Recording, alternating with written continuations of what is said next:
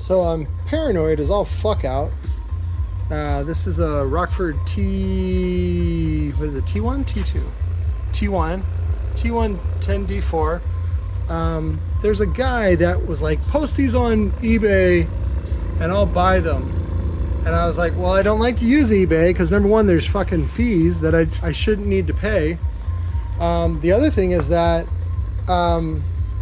if the guy wants to send them back, there's nothing I can do about it. And then also, like if he sends me back rocks, there's nothing I can do about it. So that's why I don't like PayPal. That's why I don't like eBay. They for some reason side with the customer all the time. That's also why I don't like Amazon. So because they don't play fair. But I wanted to do this video to show that it works, to show the serial number. I'm going to do the other one too. But I figured I might as well get TSPs while I'm doing this. So I also want to show the condition. So this is that same one. Here's the serial number. And I'm going to go ahead and include a pair of dust caps. We have replacement dust caps that we sell for $15 each shipped. I only have them for the 10-inch T2, and well, a T1 and T2. So the T2 is a little bit deeper, but whatever. You know, I'll find some applications that you guys can use them for aftermarket. I think I did a pair of 10s one time. They were just like budget 10s, and you guys liked that. I think, what does I do? I do 9? No, 8. 8.5 for a 10. So let's do the sweep. And then we'll put the mask on.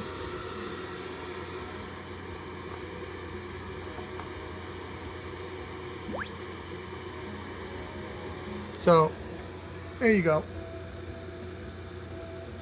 Small VAS, but check out the FS. See, it's not super low. 35. That's actually pretty normal for a 10. I prefer them to play to 32 to 30 hertz, but that's just my preference. So, like I said, I'm going to be including replacement caps for future, or if the guy wants to upgrade it. You don't even have to peel off the old one. The underneath is just paper. It's just a paper cone. It's very stiff. The parts were made in Mexico or Nogales, and it was assembled in Rockford, Michigan? Rockford, Michigan or Rockford, Illinois, I forget. All those states up there just kind of blur together to me.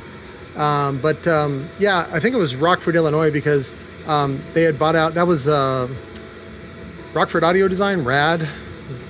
Some gay shit there, but Rockford Audio Design, they had bought out Carbonu there in Rockford, Illinois or Michigan or whatever it was. It just happened to be named Rockford. And so it was like a good happenstance. I think that's really what's happened for Rockford, is they just have gotten lucky many, many times, and then their luck finally ran out. That's why they sold the company. But let me get the other one and show you that it works and it's all good. All right, so there's the two together. 1, 2. And here's the second one. The second one's got a couple of dings on the dust cap. You can see them, a scratch over there. And so that's why I'll include 2, just so that they're brand new and they're matching.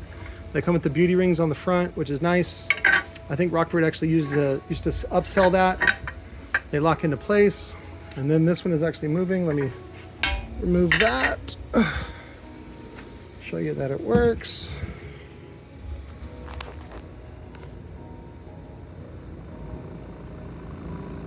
Let's get some good excursion.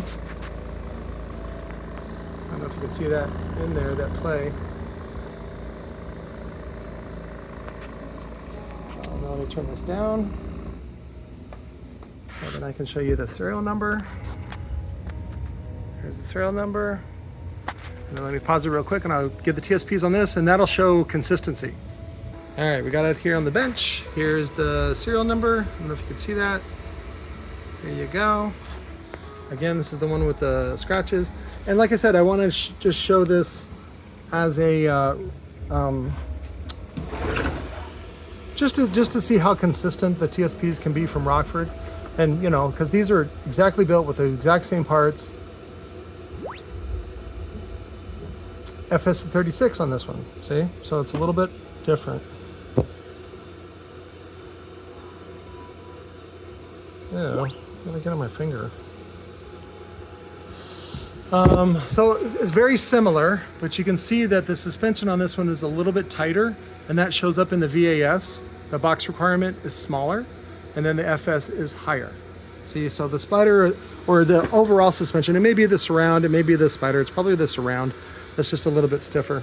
So, but these two are being shipped out now, and again, I'm terrified to ship through eBay, especially on large items, because this could be a $500, not only a $500 loss, like a loss of a sale, but then they steal the equipment too.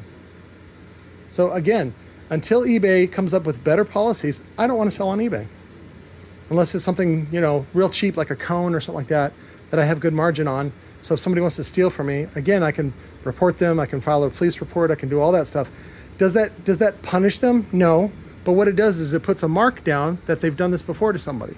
Because I tell you what, when a couple of people sold like $1,000 worth of equipment from me in Florida, you call the police, they don't give a shit. You're not in their jurisdiction, so they don't care. Even though these are criminals in their jurisdiction that are committing these crimes, the police don't care. Again, the police are not there to protect you. They're not there really to do anything except for serve the commercial interests in their jurisdiction. And even then, there's all organizations are filled with incompetence and lazy people. Again, because they have a union. That's the downside of a union. Is there's a lot of, again, it's not all of them, but there are a lot of lazy bad apples.